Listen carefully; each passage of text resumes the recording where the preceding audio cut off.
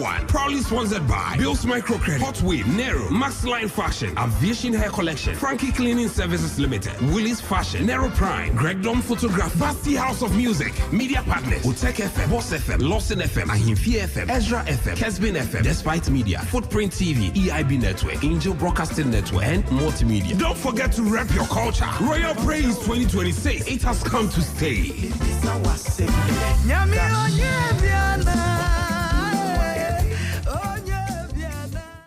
Now, rural banks in can see the grand finale. Now, your major question. Rural bank be some Ghana since 1983. No problem so that. Odine Boshe so operating savings account, current account, and oji deposit. Nimpuntio and an edachi account in T Obi Obeko Bank Obia ABB, a rural bank man. Quiz must stay. A year a Hafano Premier Rural Bank PLC. Say simple because of controller loan Emma a buy you my phone loan, premier loan, any agriculture or farmers loan. Currently, I have no Premier Rural Bank PLC.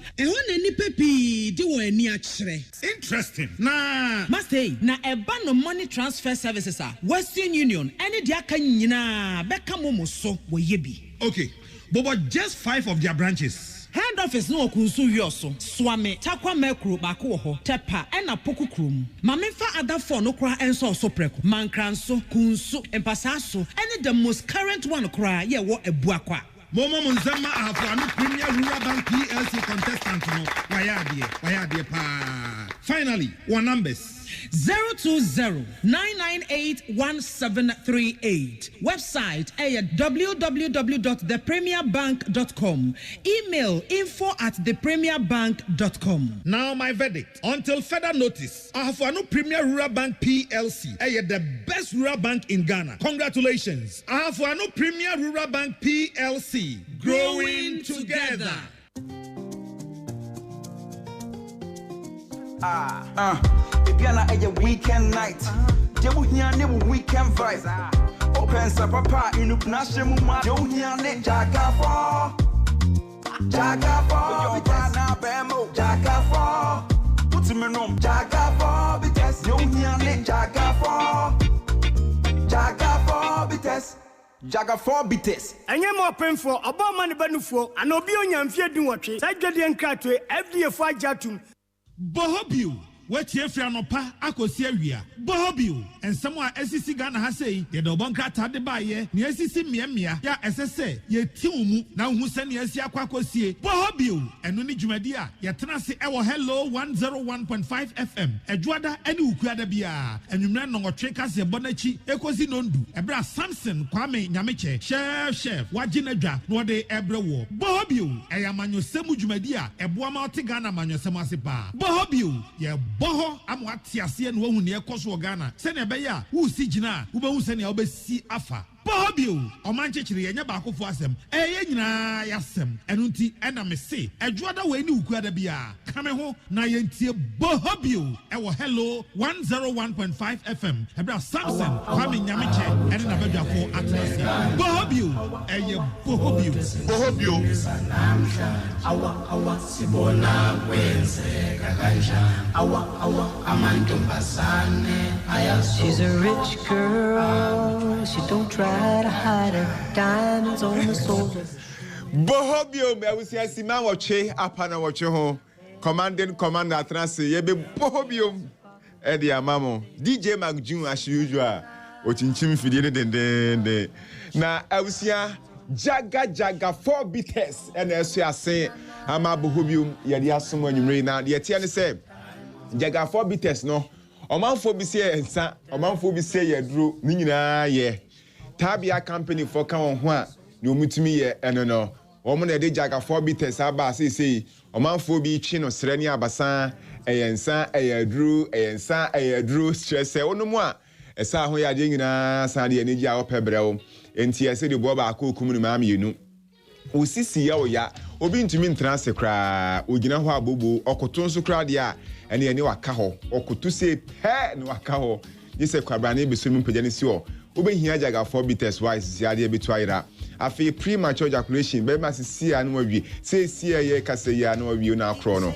jaga 4 bites be boawo ama otumi ayadwuma ni ye ayache afi koko yembo mu a say gegrao asensu na ebeto obehia jaga for bites sanso so ena oba abosome so a wo how ahodo wo afichi kromu see crowd ye bi wo crowd 2 days nom ne 3 days nom ne twa wo so crowd ba ni no enye obehia jaga for bites afi wuntu min di loss of appetite no obesi appetite obehia jaga for bites na etimi abo am otimi adi yi pa na Mr. Shannon son jaga for bites no obia atumi no apart from one a enyenya 18 years ma fefro ni ma onum ma baby no for Mr. onum anum nka kra bruni say drink responsibly san say tu yade esan so de energy benju an hwe ya obenu ma fe de abroso Mr. jaga for bites no nyena baby atunton sa ahodo nyina mu Ghana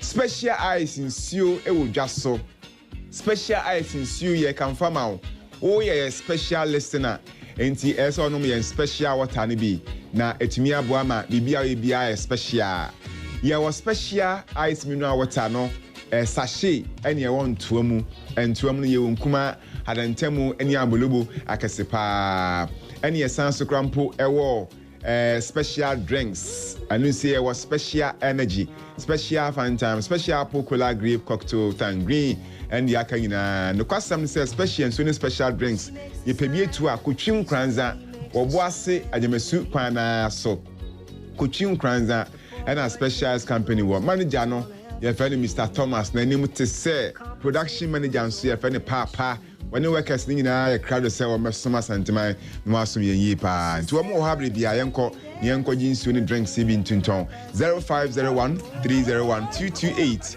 0501 301 229 ebusia nyumekoi ena eso ya sen ama Bohobio yede abesomo ene anyume commander atnasia woni abedwafo twaso ede amayenti ma afili na bia de fine commander over Macho Professor Kingsley Nyakon hoye prof yo hoye ni metini kan cheka okay na wankasa hoye de me bacho me hoye pa na enenso so wunyimo bia watu kwan konkran ye misa se anye bia wabeduru ana wana semi no abosi se de hu nipa bia tu kwan konkran anya traka mu so konkran dia wabisa se anye bia he Ghana niam ha yen number 1 galamsey number 2 abamu nyuma mpanfo mu wiesika corruption say oye minister oye official of gridco oye official of Ministry of Transport oye official of Ministry of Finance womo any number 2 omo tete am say me boa number 3 any akra kumasi kwan okodi ewu number 4 eye enyuma ebi ni yamaimu ha unemployment Ghana hada bi amesi ya da sore ne yanti asem foforo dia na sa na tie owura bi ene ye beka no ho asem pa ye freno kwaku asante beku na kwaku asante beku ye former tour tema oil refinery no ye managing director wo ho wako school wodi made yi pa ya misu shia no hwe America omo investment bank bi ye fa no Goldman Sachs now we be no we Goldman Sachs kwa no abre okoye vice executive director e wo Goldman Sachs yes I said about to ho no hwe medine betutu obi say Boachi Ajakun Boachi Ajakun ene ope MPP national chairman ya enche bi anyame ya admo obedi no ye vice president Bank of New York no me won need be me won interview bi osi ono a day okọ bank no vote mu a trillions of dollars ene wo bank no vote mu mo didi djuma enti enu akwa asante be kwa nyame hira no na obonsam so ato no chalk you say osi e bom pa ye ma no a federal jury in the United States of America are convicted him. He is now awaiting sentencing in November 10th. Yes, you didn't ask me. You didn't ask me. You did. Now, same way, no. Ghana and Krabatani na media me near the so. Ghana and Krabatabi womb. de ma Ghana nkrabata no wom ni se sa hwehwemu ya ede kwaku asante ba ko eko prison Ghana Attorney General Eboa FBI ena Office of the Special Prosecutor enso so boa FBI okay ema omutimi ye omuhwehwemu enti sa wohwe abrofo no kra na omo Justice Department ye convicted ye wura no omo ayema omo credit omo ma Crown Court Prosecution of the United Kingdom omo kire se ho ne omo na omo extradite no so okobo no ho adwa wo UK ena Crown Court no for no bo modern chain wo UK de ne koye na omo bo Ghana din so mpremie no so say the Justice Department Office of International Affairs, the FBI Law Enforcement Attaché in Accra, working with the International Cooperation Unit of the Office of the Attorney General of the Republic of Ghana, and a Ghana's Office of the Special Prosecutor. And it is Yatimia Boa. I'm America for the Omo America for not to Mudia. Yeah, Boa America for no. America for no some way. No mo so mo ye Ghana for mo bom no yen for mo ntum na American court papers no ya nshada mo say wo fast many and apart from say ye bo kwaku asante bekwan din no yetimbo obi post obi position oti ase and ye be position by money pa din enti ama ye former power minister ye wa Kwabena Donko wa man lawyers atro krata ene na Kwabena Donko lawyers yewura Katie Hammond okay womo krata no mo troye no womo so pa kire se yes Kwabena Donko gitum se ona na power minister 2014-2015 sa AXA energy agreement no woni ne di hu dwuma as minister na mom se Mr. Kwaku Asante Bekwen no woye fita woye tuntum wanhu ne da wanhia ne da woni ne and discuss any personal benefit say ebo no ho as power minister one sign kra an show bi aso onko na woni Kwaku Asante nkotwetwe nkomo bia efa sika anasa demudi a bebo no ho as power minister enti yakase ne lawyers ne kyerese what did they who evidence bia okay US court and they womu ba be jeli yewura Kwaku Asante Bekwen yambo ono Kwabena Donko din wom se waye boni bia okay enti womo de nanam social media no yenka mo bia nte se woni de ne ho san ne ho fan wono wonya boni bia na emom wunim na akotena ba bia akoboni din na wa mmoni din papa kwan so a ene ono so no lawyers they will advise themselves na yewura Martinamidu so de nano ato asemu ai osha Martinamidu sema ma obi a na ada ne ho se papa we afa na ban be hwehwemu bia was it 2020 a na do dan Kwaku ado aban pau yewura Kwabena Kwaku Asante Bekwen so be director of MD of Tema Oil Refinery and as asemi su ko yi niti e ma owura na nkasa kra no ba bonten ka so wa resign from Tema Oil Refinery or chese Office of the Special Prosecutor no da no wo mo ye hwehwemu a complete o mo docket according to Yewura Martinamidu mama obia me obia krokro de Jones afi ne ba hwehwemu no de wo completed docket ho wono so na asema wo de abeto so no enti wa fa me da ase na nyi de wo ho no empemfo so wo han sure empemfo so wo ha ye ba ne abetwetwe nkobo na yeyi sase mi tu nchen a democracy under attack eno so wo ha MPP wo mo demonstration mo koye emu nsema e ba so you are nobody wo de awo petition na enye ye ebinim say aban no ye hwemu de awo de wo third division wa aban no o ye chief of staff staffer I say president ameje na ni deputy ameje a enye obi obo third division wa aban mu ene be baba beje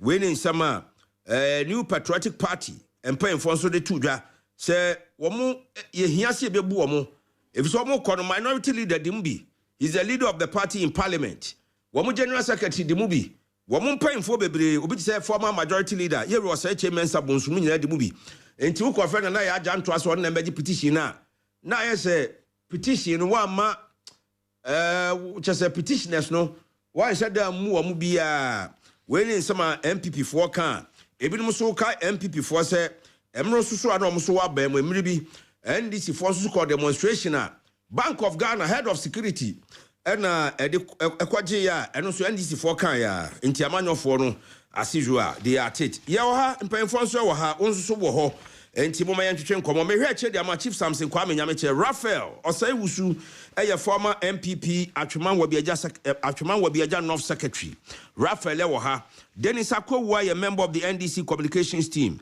Dennis Akwawa enso so wo ha na afi Mr. Yadon Boache enso ye educationist osan ye political analyst ono so wo ha wonso so ba bia wo bia no we live on Facebook enti ubetimi adjoin yen na ya twetwe nkomo na ya hwedi wa ne mate 0265 170336 President Mahama nso so aye ne first ministerial race shuffle ama ye kasai the lives of Ezenata Ajeman Rollins omunyina ewuramu ewo aban mu ebinum so wo ho a obisa Mahama Yarega from majority leader to chieftaincy division na no na medie menyaya ankasa kuruwa no ankomma no mpa Mahama Yarega ho nanso ye de ama na wi enti de ho Mr.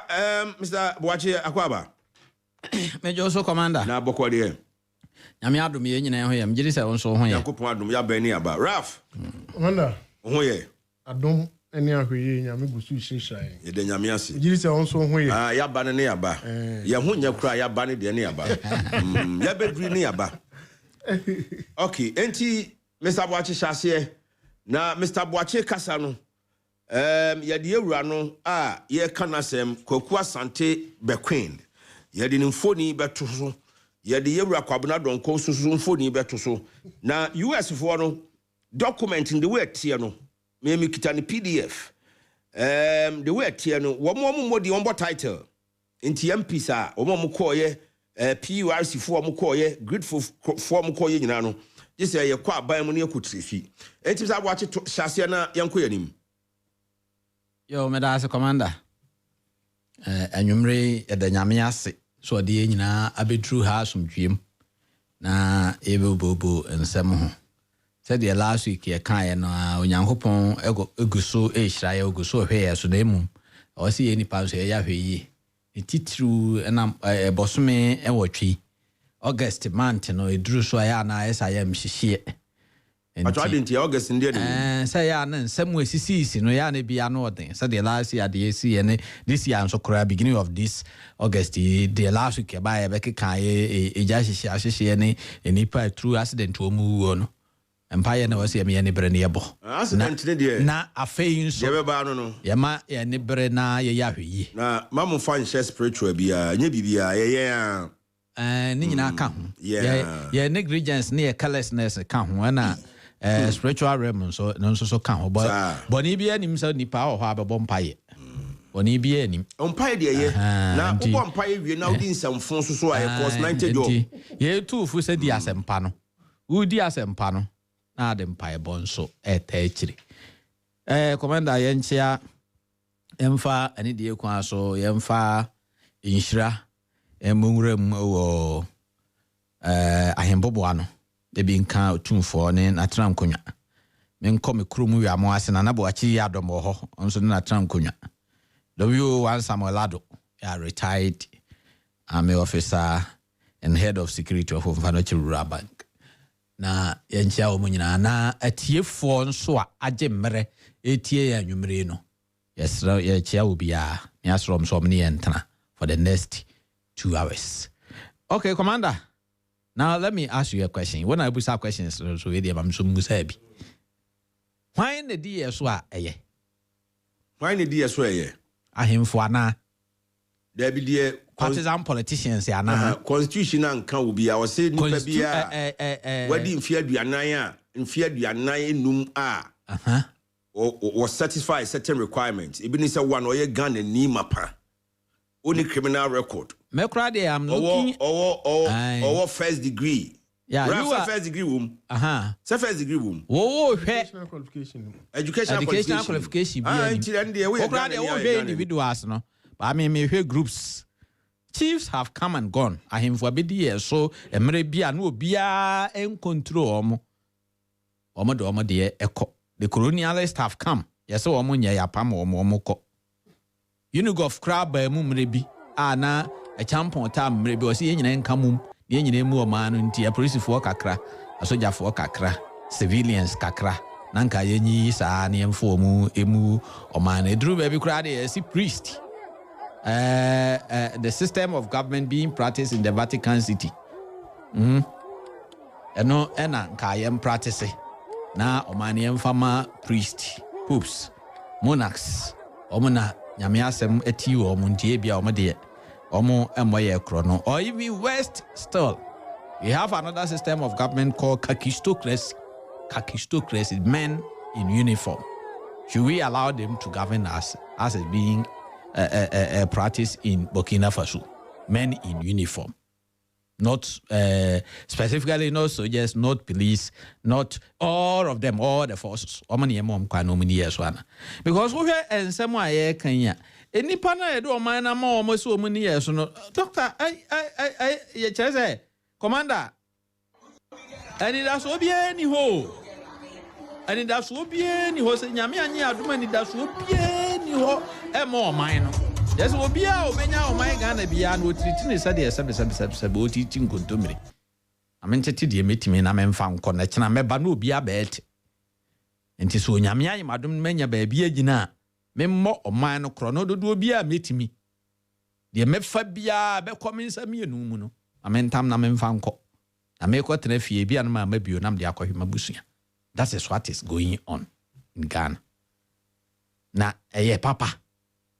Ye nyina so mfie enan so a no mo asa be nyina ye anim no mo akasa de bi kura bu nkotodwe ne ye pa ye chew nam koto abaman yo ye besom hwan. Look at these things happening. And I say minister for the then minister for energy between 2014 and 2017 you know eso on there wan ka ho na mo bia monidi papa na wo bonidi na bonidi dada papa na wo boni din kwaku ba kon no asante kwaku ba kon no a wo boni din say no oye Brooklyn New York no oye adwuma Goldman Sachs no executive no ho no wadi kan ya bo wo kwamna don ko din entinyi ya ne ya bo di o Hello FM anwumre no abefo ya akokot wa bo din say ska no bra ubi because we per contract Ghana ban ho e de ama campaign bi enti wo tuatua bribes man krofo a wo ya bo din say obra ubi ana me bo anya sa na tie commander na mo be di minister no ewie na se enkrofo de ensam totomo so se won o mo ne mo kokuam anansen na make kan minister for health the SSC otisui your friend say minister for health you call it your friend kwamna minta kando na make kan ne de bi wo fe ayi o mo social media yi abai bi so and same be a course between one on necrophobia, yes, secret, and onya minister for health. Na anonymous and ya intimate cano any pem because social media assembly and finance. Now we will be on US District Court of Eastern District of New York. And Ebobo Bodin $1 million in bribes to Ghanaian government officials to secure approval for a multi-million-dollar power plant. Nanka him for as a or say a crew so for and a person or mobisi sa and a person power plant energy of Turkey. Aska energy or a term of Turkey. Oh, we say around that time Istanbul. Na Ghana yen kania semenya den na enye kania no dum so nti no obia peso okofa bibi ba. Samre na mu na Mary ne ho nsensem baaye enam se ni kania so nti. Eja wo kono se eyesi dudu no oba no be ka kiro se sidu wa ha. Uni kania so nti obegene sa. Samre na mu na car power ne ade ho nsensem e baaye ebeboaye baaye to ne sei. Was it worth paying for? Na sa niema ni nyina yenya obi mo hwehwe mu as auditors mo mu hunu se de aban ni mu mpanifo be ka kire se ye to no na ye ne bo no ana na oman no commander usisi ananse asisu hu usisi ananse ya unya obi ansisi no eye wo ho wonfom so a wo ye no a wo di sisi o man eye wo mba ene onananom na beba be repeat the repercussions. The curses will come to you and your family. You be ya. Enti patrol Mr. Boachi kasa no ye wura ye body din ye ka no ho asem ene ye na to Facebook live no so no. Oye guy. Very strong, very energetic, but ye di tuatua bribes. Ye de me mankrofo said ye be ya e benya contract. Ne ye de ama ahoho bi na ma yen ye botom aye pafu. Ne ye ne ya busua di na o man no nyina asofa no. Sa wo ye bia opa agai because emwa wo kan bia so. Wabusua se anhye a omo be ya bodamfo. Omo anya bodamfo a omo be ya yarefo. Omo anya yarefo a omo nyina be gu prison. Enye o man na ye bo no kronu pi na enye na mum ye nyai se ko akube ko wan se o dem US wa na ye be Ghana o da bi o be dem wa o ye dual citizen of America and Ghana nto be dem wa nto dem ho e na Ghana ban so o be ye den o be hwehwem na Ghana ha no o mo asem ne bi bon wo mo hu bia so o mo so ya che o mo de o mo agina trial and a former minister of energy kwamna don kwadi kan aba besan ne ho so de on kan ho na obi obebo ndi obe de obebo dua na obe wan ka so obebo dua o se obo ni din na wa mo ni odo ko gina mra na nipa na ye bo ni din ono ohun ni da onhia ni da oni ni nkomo bia da wo so onhia ni da ba wono so so ama bribe aka na US court so omo bribe din wo so onhia ni da na commander me pese ma iska je se bi hu ani man san mama iska Mentimi fan send mobile money na mentimi fan to account. Papa no statement tie ni you. O say nipa na ye boni di no won hia ne da. Wan sumo bi aso se won kɔ no won kɔji bibia mfi do homre no. Dealer e de Aska Energy ba Ghana no. Wono kwabna donko as a power minister. Wanya benefit bia wom. Enti se obi eti baabi e ka na wo ka bi no okoboni di no amɔ no kwan pa so a the lawyers aye crowd say woman sa nipa no and you won't come for back no san kwa another court onko yin free prison or US so san fa no another court because be ko na bonidi ana me bo amonidi ya dey say yet Ghana enko US ana yen so yin minister da wona wadi minister ana wabodi ana aso obi amodi kwan pa so ade be court enti ko na ko yin free ko aye prison or Ghana na fa na court because yen ye modi or na ebodi wo ka entam egu amnamu atutu amna na aka entam gumu a epio kimides associates ohene no di kimides ena da bia wo de che akataniti ti one day pebi ena na kwa ne nam oben no pa ne ko nso mu ko dware oyi ne hu no ena akwa ne hu no sese wo hene na so no eye aboa efre na as minim ni twidi say aboa no bia so na ohene no ewo ho ntina da bia wakata so no ko ohene de ense so odi dem akwaye hu na asemi no okoka kire ohene aso eya aboa so asemi ya me no hunu de one ni nkomo no okotutu amna no okagu mo kimides access yes kimides access yes ene okata so ene fifiri ensuo togo so na ewura fifiri so na the plant that came out of it no and I'm from my na plant na ka kimides access yes kimides access yes na fe na duru kuro na nkrofo ka kimides access one dey asemi ko obi a so so enim de ko de obeye bia umpo ebepie nti bribe no ene okeka no so atuatua bribe amema nkrofo a ansa na deal no ekoyi nti woni a wo de ka ho a odin beba wo ye hwan odin beba ana sesi a attorney general nso se on so be de obeye hwehwemu ana yewura citizen vigilante sa o sha o kemida I commander I say friend say kra papa no put say Martin Amudu what's o dosia wo docket e fa sa asem no nti ye pekura ehu hia sa to the general be say office of the special prosecutor in no na sa no special prosecutor edin bia ba mu bia wo no ho completed docket nanado ba 2017 man ye special prosecutor correct asem num docket no wo ho na I don't know why nanado wo ye wie nanado ama Martin Amidu amfa sa docket no ama attorney general no am prosecute am no am de to na so no Martin Amidu no so nko no crap so prosecutor anko betimi a prosecute because special prosecutor and special prosecutor na say o ma ko Supreme Court ama Supreme Court aka So wait me at one prosecution. So until more no money in was they are back in court. Which attorney general say? Attorney general and case ko prosecute obi as ontimi nko. Nti e bia ya ama no. Mpacho nyesa na mra ne se mpacho. Mra na nkasa. Or say in the course of the special prosecutor ne dumedi a me fan say o prosecute wo. Or no attorney general betimi aka say case we jai. Ben enyo no ne betro say for Mr. A and Mr. B court. Who OSP no ubetimi de Dennis Akwa akọ court na me no de Raf akọ court obetwa me attorney general betwa me okwan no say Mr. Bia so obetwa okwan mu a bacho mama yenki kambo obetwa okwan mu a wabetwa okwan mu baso wabetwa okwan mu a wo ho tumi say ye the case abrew and answer why investigations wo docket into a complete docket now go ahead and prosecute ana emra ne say attorney general betimi stop from prosecuting.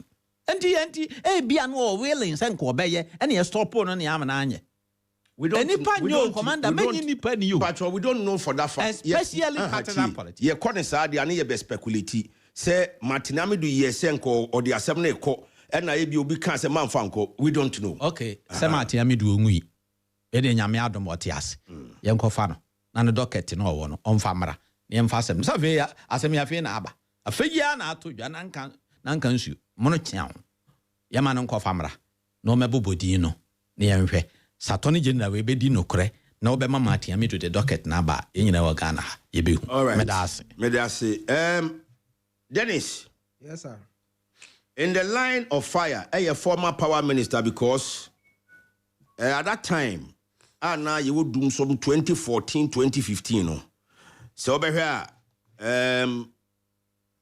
Ameri car power Aska Ninjano fell under the time and locally Asogli 1 and 2 Ninjana were timer na 2014-2015 na yeda sumu utie ensema yakano US District Court na utie de kwabena donko eka ne sisia because ya money din de na mom ye boy say asante be kone ne nkrofo ne ye o madwene say on be bribe the Minister of Energy the power minister any other government officials enti already ne title labem ema delegation bi fi Ghana ko Istanbul Turkey kwa hwe aska for ne niema yesina parliamentarians ka ho grid campaign for ka ho and others asemi you say it looks like it's back to the government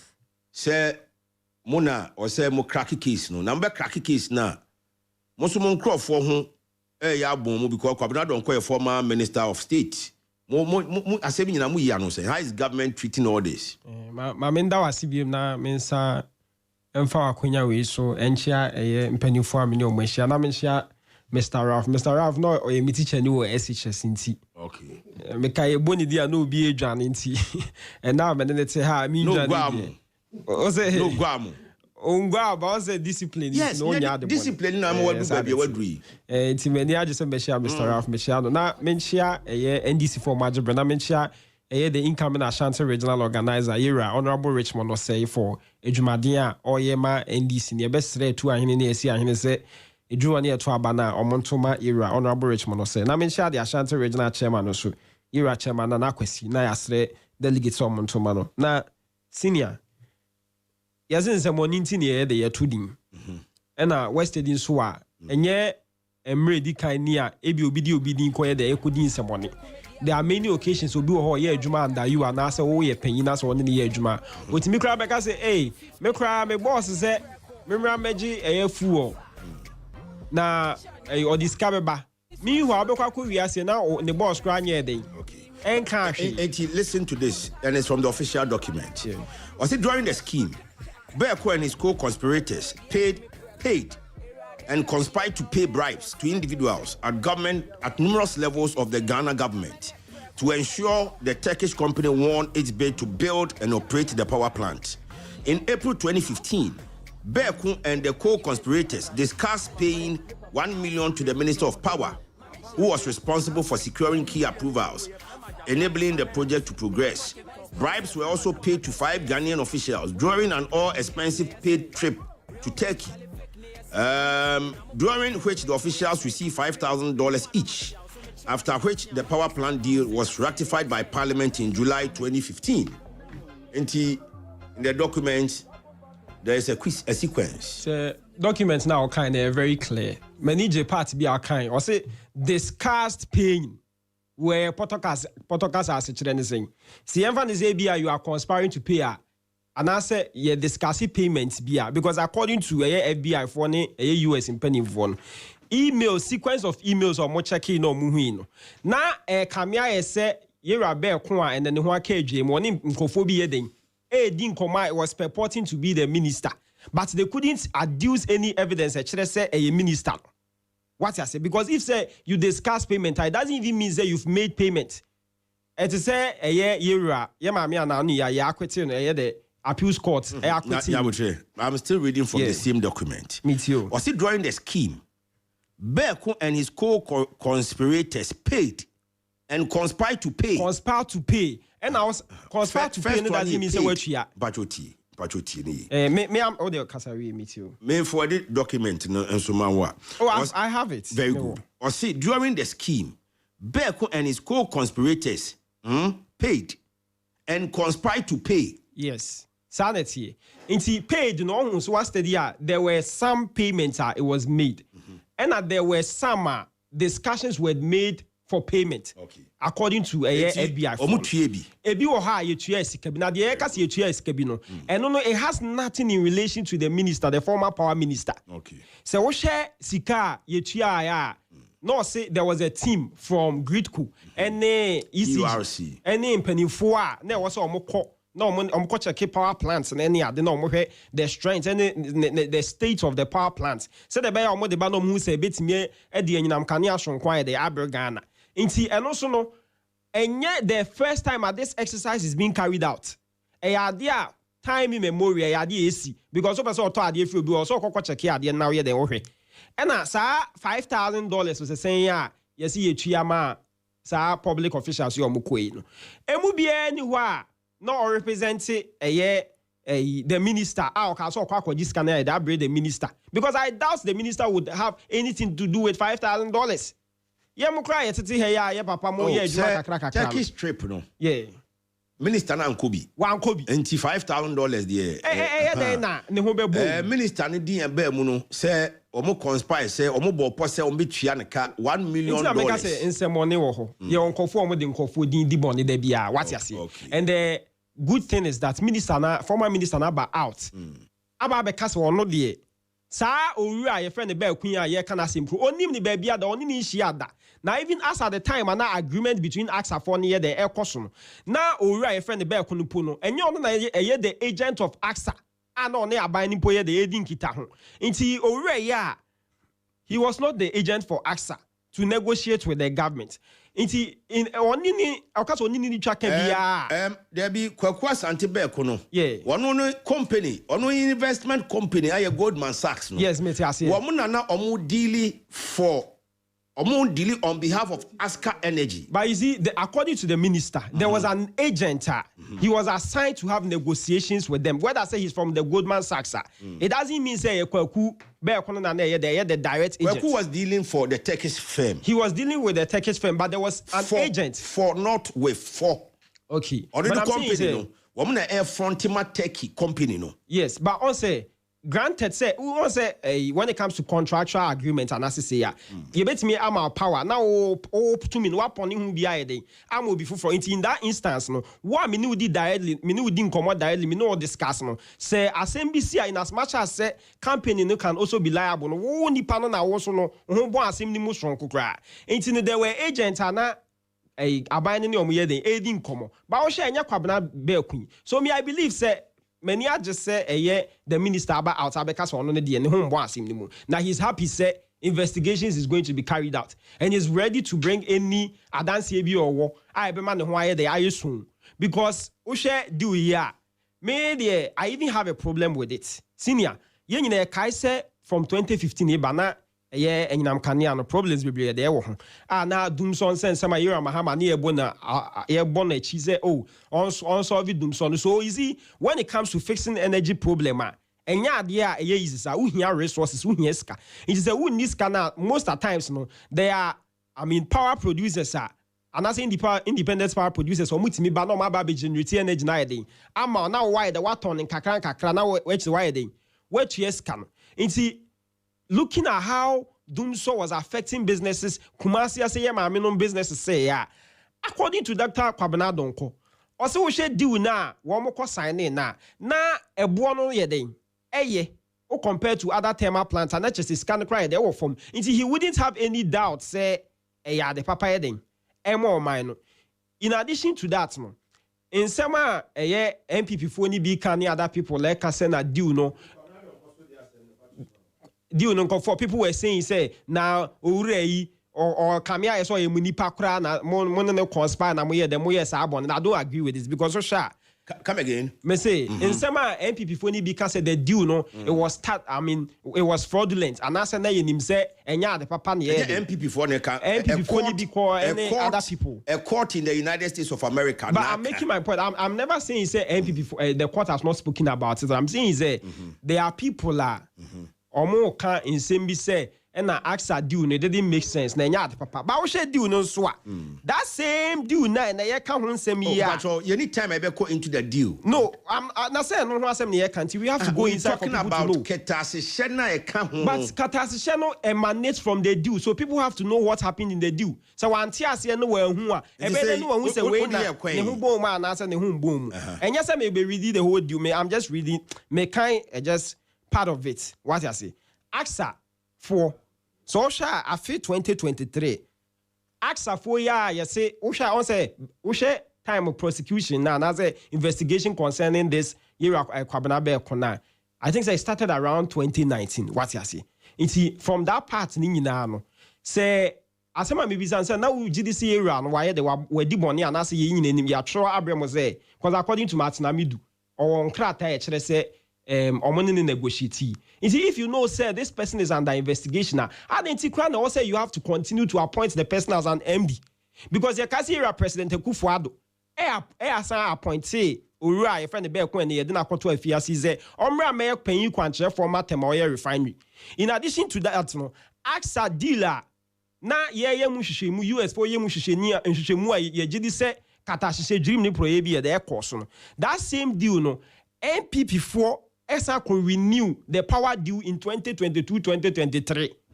So if you believe that something is fraudulent, now say it has the tendency to cause problem in the country. I be more minor boka and say the nguasi be bro minor. I don't think that was our heading. What's a renew deal no? In addition to that, AXA for ya. Me one information I say AXA Energy received National Honors Award from the President of Ghana. It is also AXA for now. One more Enkania production, Emma or mine any at the end of the issue be any. But issues about payments near the yeah they babe for the former minister. I don't agree, say Sana Yeding. It's here. And I'm happy, say the former minister, Yera Kwabena don't call about Bonting, because you say Otrofon was in the dance near there were brucey. On one year the Tikruma own Janin call baby, and ya they so crowd dual citizenship be or baby Johnny. And Bibian soon you say Obabe two bata.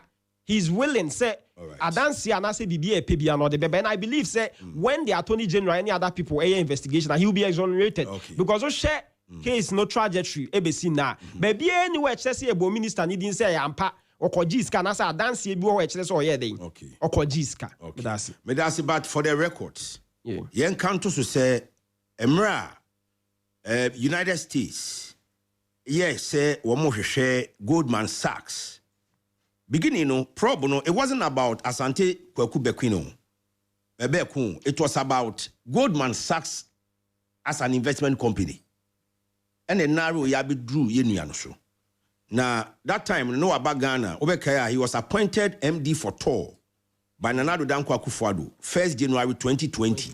Yes. And April 15th, Emra US, a year almost sec, no shas, say, yes, I'm here, and I hear an Ghana ha or they Numa Neni Bibiato was he is resigning, of which the government accepted. Yeah. But Yan Twan Koso as a country to investigate because Goldman Sachs for Mubia, but it was the Americans who were investigating Goldman Sachs. So there's an into an catch prosecutor for this issues of concerning bribes. No, One for Goldman Sachs email and your one personal email. And the man has spoken. Ghana Attorney General Department OSP Eboa America for no. Enti si epesi ehumu no kra. O ma America for no so mo ayen Raf. Same. Mami ntie won so na enko. Same amenchia etiefo biem. Enti honorable Kwabena don konso na abusuafo yede na to Facebook live no. So Raf me so we dey mami monitor na bra. Darling Prince were here live from Adanse North District. Yachia na enumere Crespo wo fufuom no se President Mahama the first reshuffle no enchenyi bibia na oyibo boaten e wo atwema ne behin and also a member of the MPP Media Patriot or say the government or say if the government is ready to prosecute and deal with corrupt officials, those linked with the Asante $1 million energy bribery scandal, they should go ahead and prosecute. Ochia chairman Odino Kwekwapi Asanteman Kuka, Ochia Isaac Osei Kwatin, Treasurer Hopeful Ashanti Region, Ochia Michael Amwawuku, Secretary Hopeful Ashanti Region for the MPP, Lawrence Boachi Buchewo Asinia near the Unity Oil Filling Station, and also to delegate Nanaya Jantua to receive the petition from high-powered opposition members was too disrespectful. One also chair Honorable Kwabena Century, number 2 on the Ashanti Regional first vice chairmanship ballot. Kofi Sam so Trese, God of Isaac, God of Jacob, will continue to disgrace the NDC and for that matter, President Mahama. Or say he was disgraced by the Airbus in his first term. It's a shame. Kofi Sam, Atonsu Bokru, Yakubu Dombote, and so Trese, the MPP leaders should give us a break. Ghana belongs to all of us. President Mahama is doing a great job. Or say he's taking us to the promised land. Nochia chairman Anakwesi, regional chairman of the NDC. Ko Mensa Opila 2 Dome and also NDC 4 Ajigon Nochia say the MPP will bounce back. NCBA kudos to Honorable Ali Mega, next MPP national organizer. Na ye call your name no. Nana Abuaje Ras Nanes and so Edia Odiabano and Ortrese Ochia all short memory citizens of Ghana. Na especially Mr. John Mahama. Or say the reshuffle way the reshuffle ain't serious at all. All right. Now, Raf. Same Yente also first biting through. I mean chia me constituency. Achuma will be a journal for. Okay. Na me man me busu nso nyina hyede. Unfortunately me wo fa free mu. Kafra.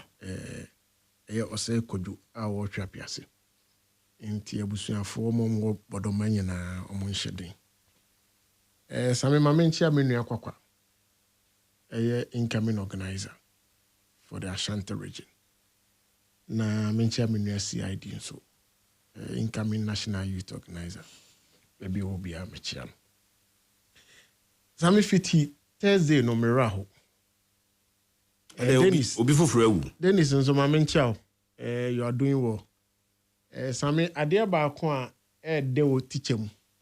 Teacher die. Eni se obi hu se Accra obaye na oye zero. Na wetimini ne do such a pedestrian. On say a man who's obra anyekwa. We don't really expect them say mumemi eskabat who say you've helped shape a young person sir. Yes, you need no. Enti keep it up. The unfortunate thing is one party papa and one hard drink. I hope who say who and then care Jumayabo. Same okay offer into uncarry also count trim say step. Oh, but when time I was trying there, because class topic we all want with me no more argue. And this MPP we argue, then we go away. Some issue I can want see me.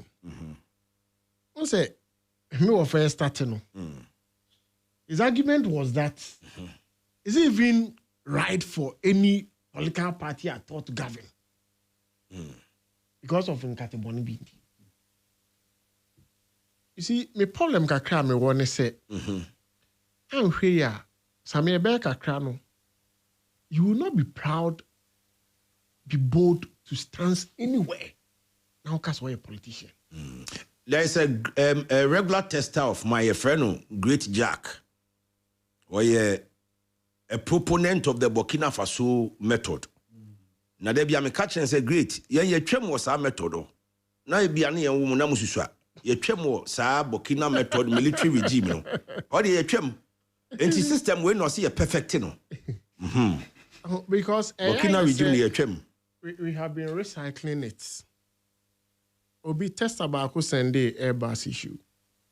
The same issue. Ghanaian authorities had the opportunity to also investigate and prosecute our own. And then is here. They were cleared. Nothing happened. Oh, sir, OSP clear. Nothing happened.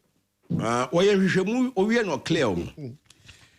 Sammy, young or the document say unum the very circumstantial evidence.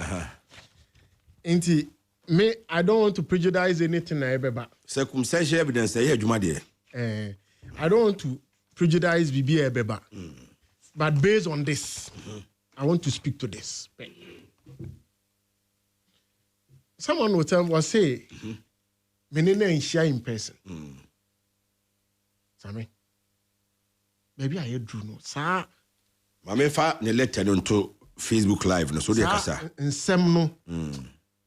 There be say yen ki kasa nsem no nkyere Ghana phobia. If offer say me pese me no ye dealer. No politician, no smart politician. And they be engage you direct. People work with agents. I was me who answer am this scanner. People work with the agents. So that issue of I would say a rough Mr. Boachi. Mo baby amoten mo betimi come adwene anyhow as you want it. But me as the host, nipa na ye ka ne ho asem no so no. O say me so be man protection because I cannot sit here and declare anybody guilty. Till say a court of competent jurisdiction, that's all. And nipa na ye ka ne ho asem no, I am also obligated to give him or her his right. And or the letter ba and he let mo asem na me make. I'm not defending him. I'm not trying to prejudice the basic that no be because I'm going into even the substance of any issue, which in any way it should be anywhere or court now. It should be anywhere. And yeah, pronouncement Abba. Yeah, any in any case, the argument went on. Agreement in a course. What we are being told, they say, some high-profile officials were influenced. And look at the quantum that we are talking about. Look at 5,000 per. 5,000 there. Yes, the delegation be and can near them. Look at the total amount of money. Yeah, can was 5,000. No. Yeah, the money per numna. What we call Turkey to go and inspect facilities. It means you use 5,000 a crowd. I say 5,000 each paid to about 5 officials, flown to Turkey to inspect equipment on top of flights and hotels. Not just be on bed hotel, no accommodation. Now 5,000 they now call their Tobago. Sammy, you also breakdown of bribes. Yes. Former Tor MD paid to Ghanaian officials to secure energy deal for Turkish firm. Now, brah, to the tune of what? $2 million. Okay. If you want more Ghana to make a pay loan of 300,000, say the Queensu. Next, 2 million go waste. Well, I say, they gave 1.5 when the deal was signed. Yes, I say on May 2015, the same day the senior official signed the deal, $1.5 million. That's the second payment. Yes. After the first payment of 500,000 in April 2015, and a month after paying 500,000, 1.5, and incidentally, Sadana a signed contract. When there are multilateral contracts and a bilateral contract, Ghana, your almost have the power to sign. So that high officials we are then they can be phased out. Oh yes, in this case, nipa no throw memorandum of understanding call parliament no. I am the power minister. I have that document. Papa na throw krata call parliament say omampanyina ma mitumi say mene adwumakuo we ABC enye ask anko a. Sammy, or say breakdown of alleged payments. PURC now. Through what? I'm the back say, because of a dollar exchange rate, because of inflation, 28%, you're from to electricity. $20,000. $20,000. Allegedly, the own crat and money. And they say I'm speaking to the US for Nakan. Sammy, but I was say MOP girls. Ministry of Power Girls. Ministry of Power Girls. I say nyabutre man ha when in can be. I say MOP girls into brackets. Ministry of Power staff. Now menim say staff no mu nyina ye ma dia. Almost so ye momo $20,000. Oh, Sammy. Grifco engineers $20,000. Power team. Power team no. Power team no me gidi say almost free Ministry of Power. Almost so $25,000. Parliament $30,000. Sammy, according to the emailer, Yura Asante Kweku Bekun, the investigators. You see, Adeba Kwan me and on one Kweku Asante so in his own statement, on one Kasasunya $35,000 as his cut. Yeah, as a young adults. Adeba Kwan me hwe say. Sammy was a me it's me too kind. Me kwa no ma pray no ma samba. Boys and they say, now then I would dear me keba. Said Ghana. So be PMP that. Yeah. There's no need for anybody to go and stay out there and work. And then as I may say, party be winning power. Yen we anum bi omo wo ebruche eye adwuma. Omo ba budget appointment was it. Just say, even the situation there I dream say it's okay no. Still omo nya Ghana ha. Omo pe. It is yet me mania my ya. A yama any ankasa. Sami, o kase obi obepe adwuma. Now what did you say skaway? Why for Christmas? Or we are says can never go west ana. Never go west. Nipa na make kana 7 no. Say up a military regime no. What test me back was Sami B, let me tell you. I am older than you. Man to know can no me I still want military regime. Jack, good evening. Between 2017 and 2021, you see, now Dennis Kase, because you hear power. So, any agreement, we went for it. Near sign. This country, you bought $937 million because of Yantimian calculity and Yamaye. Now you be a flat gate.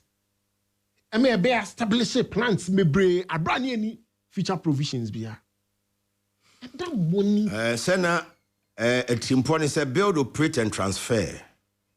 Build, operate, and transfer. Now, you see, now we have plans for it. Your plans, they say, when we get SS, we send them out and go and sell. Before we took into this idea, okay, and we must do your mobile and a bet store be or middle bet. I say, now if you are transporting. Now, sadly, any new hormone. Say, you we pay. You we pay. You see, for me, a power minister, no. Yes, I was in his bid to clear his name. But same way, Kodaya, make say or clear the and clear just as na koda because you see, I don't know sign agreement on behalf of the state. And one Richard Agbatano Legal Counsel on behalf of the state. The vice president of Aska Energy on behalf of Aska Energy Oretem AS. Inti ayedenya nidimbe bemwa kosi say one also through his lawyers, Katie Hammond, and in the chambers. ombetimi akyerɛ sɛ indeed minister ne yɛbɔ ne din wom na yɛ ɔno a na mmom bibia ama ne ho ebe adwuma ɔsɛ ɔno so yɛ Same Article 19 of Ghana's constitution. adwuma sɛ ɔsɛ ɔyɛ Presumption of innocent until found by any court of competent jurisdiction. So as you speak, yeah, the yes to be bobo hubi said the free US buy no yes to be bobo. But the question here is, Emra Assembly buy ya Beku 2020 or resign as MD of TOR. I don't know the government them so want take any steps to investigate him. Say yes, one madam dear America to Ghanaian government during the time. And Ghana kwa hu he empire document kwa na don call the core parliament no. Okay. Baby em the pa or say parliament ya approve deal because a force majeure. That time or say force hydrology. Not just a nsuo won say in connection for yi and problems and about pony and those 13 na. And now we are in an emergency situation. Okay. By emergency situation, never know before why we blow nyankoko there. Not just on my no. We are not serving the country. Imagine because you see, young cry no. I make a provision and say it do emergency. We sidestep some of the way we do our things. It's allowed. But the issue is that and you say emergency. Now, and I make us say, do you know $2 million in Ghana cedis now? Now can I say foreigner now over establishment no. SAS can already check Ghana for an answer day. He's adding it up to the cost. And then young one say an electricity is up by 28%. And then auto prepaid that. Massa. And that's what we are facing. Ningi na yes anema we are. Of course. But I mean, they say OSP and Yoko say they collaborated. And the mass investigations will cause. They are not only saying it. We heard the official American documents now. America for it down more. Boy ma yedi case ni ba na wi no. Bo Crown Court prosecution of the UK. Okay. And bo the Justice Department, International Affairs and FBI Law Enforcement at Tate in Accra. Okay. And bo International Cooperation Unit of the Office of the Attorney General Ghana. Okay. And Ghana's Office of the Special Prosecutor say they provided significant assistance to the prosecution. And say, what they are almost some way. Some of the entire may bahon say, any pioneer can answer me. As you could do citizenship. Sure. US, you see the US laws. And then we. Yes, he was tried as an American. Yeah. Now, we as Ghanaians should also use our laws to try him. To try Bekun. Yeah. Bekun do kodam fie be adua sound. Them. So them or remand. Them. But so be or remand or America for same remand. He has the right to respond through his lawyer. He can do that. I mean, kodam 30 years. No. Yes, sir. Ghana for no so am ka ho na. US, who say US or deliver it to the citizens. It one more citizens no. He just gave them names. Government official of course, whatever. US for them why? Now you names of those, I am Momudi, I am name more titles. The principal architect is Bekun. Bekun they say Ghana yentimi trial. He can assist us. But yentimi America for no crime for no my yes. Yeah, this year but we collaborated. Oh, you collaborated. And yes, we here now. You see, on November 10th, judge no be sentence in the Obekwa de fiase. And to beginning said time I know that remand no. One didn't be myself, I also no brag Ghana now be trial. Some we can between now and November. Many shows America between now and November. Raf, I'm America can help in investigation. Yeah. So you see, Zoom and witness. Oh, T. And you Zoom crana. Written statements from him. Yes. He can help in A, B, C, D. And I'm can he can help. Some of them may power. But some case America for no Ghana. They will never. Some more Munjanu. But the may can say. Because most no in the year 2020 no Ghana. Na mum pese mo chinanka mo chino. The investigation was still ongoing. And some the may can say AD US. I'm come to this conclusion there. Then they should also. Not the MSN say. the rate at which Yoko a year Juma say Ghana.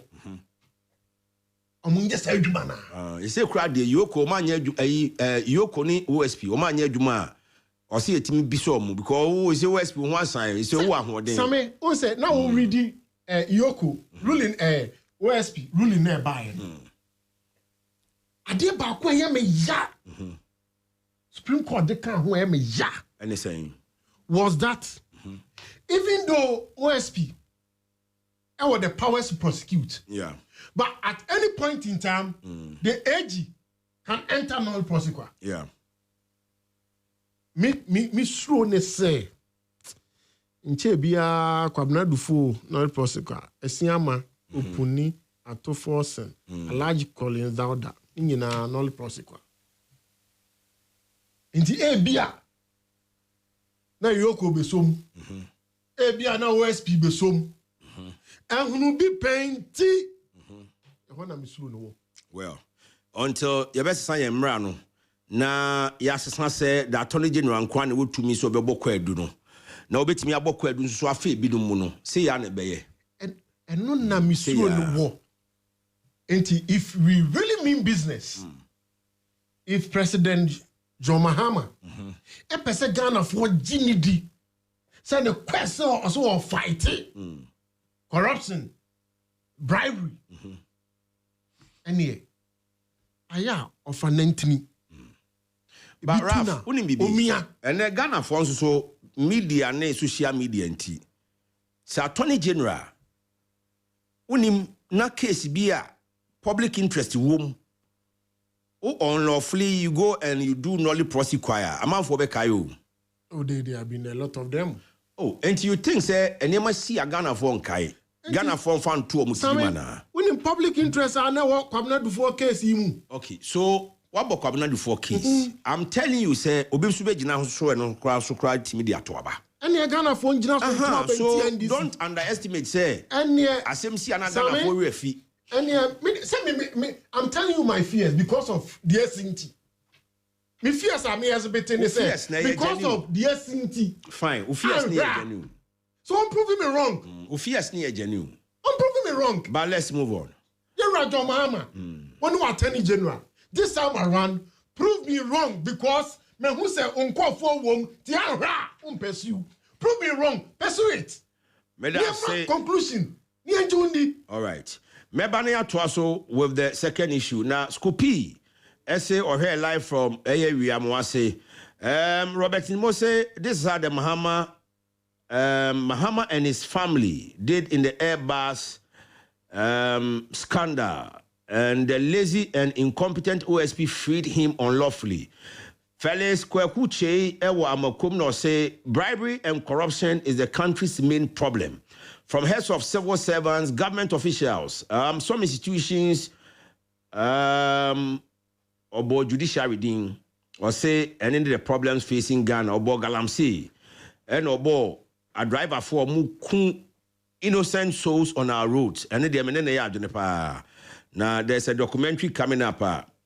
Yebehe Hawa, Kumase and Krankwan, so driver for Kauna Union, Adeshe would be upon Louis say, or hey, and then na Ochia, the Youth Development Minister, Honorable George Opariado, or here Juma Pablo, upon Louis CJ Louis, grassroots commander of the NDC. And Emmanuel Osei Owususe or her live from Kokoso near the 4BM military barracks. Also greetings to Professor Smart Sapon of the Kumasi Technical University. Martin January Jesu Domiabra or Chaye Nenumei or say on Martin Mamidu Yadene say the Okanyana no cre. Now the day of November 10th will surely come and we'll see what will happen. Or Chane Mame anti-equia ajenkwa of Isansi Bontifufu. Martin, November 10th, ne dear, Judge in Babet Nanedrum, na waka say you asante, kweku beku, one call them, so call them no, bet me them up to 30 years. That's what is going to really happen. Case ni dear, or mediavi. Then I put my hair one and I say, hey, Galamsey, or say Galamsey Sunyane. Not just say or no akusunyani aku say Galamsey they say the koso sunyani or church man cook. Baraski was a and or say at the state or say at this state of Ghana, cocoa bill is is not what Ghana needs. Was it where is the Women's Bank and the automatic posting the NDC promised? And Chairman Akins, Ashanti Regional Second Vice Chairman, hopeful. Now, Great Jack say, let me tell you, I'm older than you, trust me. I said this, I sang this song, JJ, do something before you die. Okay. Now, Oyobi Anotembiano, he's talking about a military regime star. Galamsey, for instance, and ubit me aboyan ama yet to Galamsey ase. Enti mo amode text messages neighbor no intermittently ebejebre na yaken kan no so na ye dia mamu. Democracy under attack. And people call who demonstration. Now and some fear che by net doors we been say MPP protest say na ya jantoa. Ukọ aban mu a wonye panyini wa aban mu. Nipa na omodi NPP enso anu di semo ba no omodo so ampanfo wom ebini minority leader Ira Osahina Afenyomaken ebini the general secretary of the party ebini the national organizer of the party among others former majority leader Ira Chairman Sabunsumi na baby intina komo hwe anim sanke senior government official na beba no abeji petition ankoba ne sa ema edensem bebre na eba the main question is one kasa wo so hwe environment na ye keb mamin keb ya mamoi se NDC baye o matnatan ne nkrabata no so ana wo ka bia ye ba be chewa na well Mr. Boachi me sha semfio Commander, I don't think democracy is really under attack. Democracy as we know it from our constitution, you know, there is not under any attack. But rather what is under attack, and they say MPP attacks NDC communicators when they get the opportunity.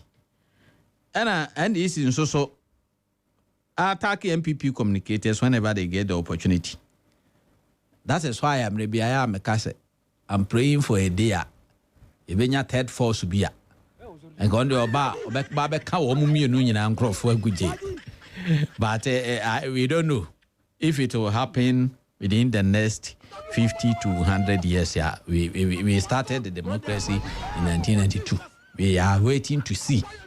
Say, any probably to me at my third force to be. We are yet to see. Now, I'm before no call demonstration, you know. Now, I'm doing petition air corner. Almost said they were expecting say senior government official have a petition. Now, all demonstration now, the whole world, everybody is looking at you. Will be a by no free say demonstration, no cray good anymore. Naji Dimbone, and Wama Abamuni Papani and a major petition. Tani and Uncle Abwa. Abamuni Papani said, now, one also so. And maybe I won't know. Who's to me? On also called demonstration. Why am I on a budget petition? And he encouraging you do me, I do you. I am not encouraging anything, but that's what is happening, and that's what I'm telling you. Time when you be chat to, you be my side and switcher. A big chap when we get a third force. Tienya ye in chat that will be a catcher as a big job. Third force also they mean whom be about 5. And say ya be because they say causeway. MPP for starting a list. Opa busa raf omo start omo people no ho no mo trading of people are omo new opportunity no omo so eso amamu no omo be koje omo ye omo less 10 as to the number of people omo be koje as to which communicators will go to jail because omo no ho no almost chichi MPP and DC communicators be and DC for so by omo so chichi omo so communicators be find the benya the impetus, the boldness. Say me dear. Wow, beka kasa twitwe bia na meche so free hin so free. Yenya bisa. So wadwene yo say MPP ba ayebeba. Na odi pepepe yo aye adwuma na obi obeka kasa boni bi a chene say ne bo say ne party ni o say ne party ni unya bisa oba obekine opponents. And this in so bo so bekine opponents. Sa na beye. Ensesa. Gise Yesu aba na wi ase. Because you need more money, no more. You know, Montana, at least 35 years a day, no more. Almost a sign. Day in and day out, they are getting worse. And the MPP for don't expect to say, I got demonstration with the petition you call from your marking, a DNA moonty. And can I expect to say Julius Debra no an emeje o petition no. Na wona o tumi no na ekwa anka wo bema o chief of staff na abeje. Akwacha ncha bia wono small boy bia wo ye bob boy wo office bi no. Ni ya pianatico. Ya se kwadwo petition ne bra. Na aye wo ya wo kina wonya tumi a bekura ni yi. Sa no mi no omo be ya commander. Se prophet bia sho kom se bese san oboa. Mr. Boache, Mami bisa a question we. America. And 3 parties need this, 2 parties need this America. But there are other smaller parties, they but they don't win power. The smaller parties, like the Green Party, they don't win power. They don't win, yeah. And yet Democrat, a Republican. Sometimes they are able to get 2, 3, 4, or 5. They don't do parliamentary seats. Oh, come on. We're not 2 Democrats and Republicans now they rule America for a very long time, but they are progressing. In China, MPP and NDC, almost soon to be really Ghana and progressing. Commander, not in the Paco the company between two. Now you your boy and no Barbro. Adia Brunia Yamana ye do you baby you casa before Yajinet da ye trimono ye sabe ye mupinu majinet da ye trimono ye de papo.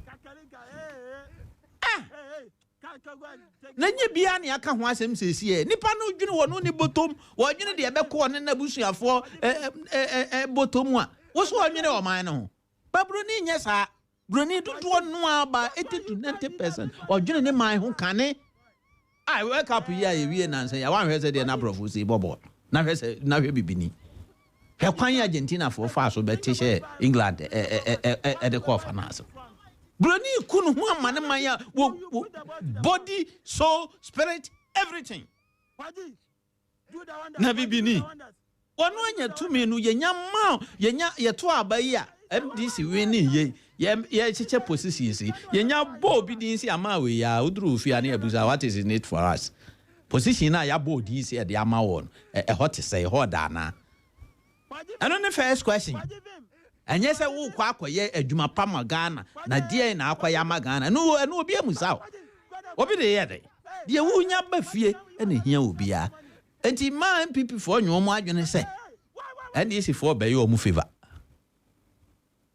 And this is for some coffee among your margin and say Mufano, Moyensa one bound.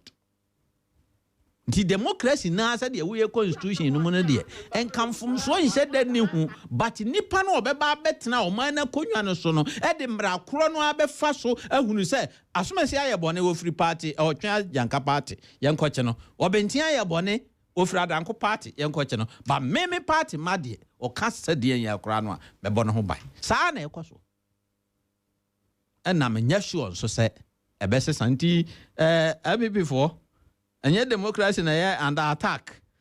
Any government na gag free speech. So cheche ya mum crofo no cheche mu. Ono ne crofo kasa. Kasa pa.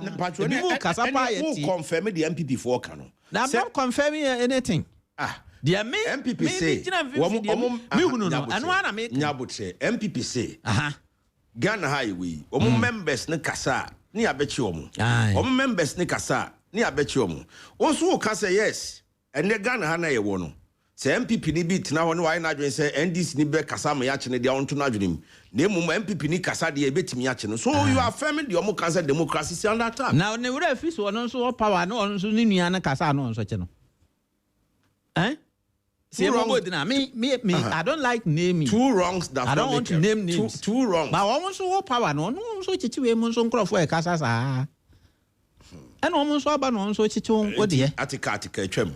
Enye enso no ana ekoso wo ye ho hwie nye yi ye nyina so ne te asore dem enso saa no mbeye saa eno mbeye enti wo mo enka wo mo akoma nto mo yam no mo hunu se selective justice ne ade wo mo ka no se de no mo ye ne saa no we mo so ye we mo so kwa mo so ba saa no mbeye. Now let me touch small about President John Dramani Mahama's first ministerial reshuffle. Nanka me de no e so Raf Commander, the American say democracy as in the constitution they say here near any year the anka or how be anyhow. But no na we suffer na we ya sofa de boa we no de aye de boa we no nso de aye ene de ko ne saa oye ho hwe a enye yi that's democracy under attack send I would say Mr. Boachi o se mo so mo ho no na mo chichi NDC fo mo kasa enti mo aba no mo so mo chichi mo a eye saa da chi mo so mo ba ba chichi NDC fo mo kasa enti once MPP NDC duopoly no ho ne de ya nya asem foforo yi say ya no Sammy on say democracy no enyini so Sammy bright so che also no na na wo yi bright your friend Jaba oh yeah is away or UK okay bright me ni papa no Sammy no cranny say na me no takra de yeah democracy na enyini so into the truth is that you started in 1992 no and yama bi wo no mo a ekoso yeah by enemy you don't see it again. Okay, a perfect example the be mo say the use of opaque boxes to abangu ballot box aye humu bio now you use transparent boxes so a democracy no nyini okay and the first say enra we were still living under democracy na ade bi see no and kire say na yes san enyi right. And one of the tenets of democracy, hey, freedom of speech. Some me can't say be. So when be one no asabi, obi who so nim yansa na so nim yansa. Okay. So come no tuma, nobody will be able to determine the vote. Just say be a utrima. So no you denounce you. And I say, me be kasa. Now my next speech is not guaranteed that I'll keep quiet. Self, if you speak responsibly, your next speech will be guaranteed. No. Say free one buyer.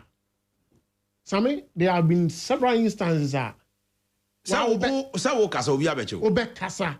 O kasa obi abecho. Debi edu time bia it happens. Obe kasa. Obe forta. Now I will quickly withdraw say no. It happens. It happens. If say kasa. The US system, the US Constitution, has been in existence for over 200 years. Right. Yeah, and I'm saying 30 something. And until we try perfection. Yeah, the perfection, yeah, the adrenaline bonnet because TNE. And you see, and your master song, some of your master song, no referee say, Ghana, yeah, Martin Pebua. Neka bail abu offenses. Still. You bet me ama one. You bet me ama bill be a would diagram. Best you could them still. First, the near dream say murder and this cases no. Yeah, mount. Bill. Rape ne murder ne. But it's changing. Even more bill. No case ne cost wa. Your case be na fako yoku. Your mouth bill na bet me atua. Mo take a MPP for TikTok be as if I say I'm in not Mahama. Yes, see a man be yes you Ghana card mrasa woni bi. Say obi Ghana card ne other conditions men can say. Obi anka say. Na yetimi ma obi say kofa civil servant or 30,000 Ghana cedis a month bra. Na no kofa ne hefa. Awo ye wo busuani. Enti the problem MPP for one say he who seek equity must do equity. Obia obe pepe yo no. Also ye prep. Also no ankasa so de pepe yo no bi ba. Say ye ka amanyosem emu kasa ano edin. President John Mahama is the major beneficiary under the Fourth Republic. Okay. See ye ka kasa amanyosem. The NDC is the major beneficiary. Yeah. First year law, you bet you crime has no expiring date. Enti adie bi a person to ase enne no. Say no obi ye bia. Fa no set example. Then enne obi anka say o ye persecution. Enti enra.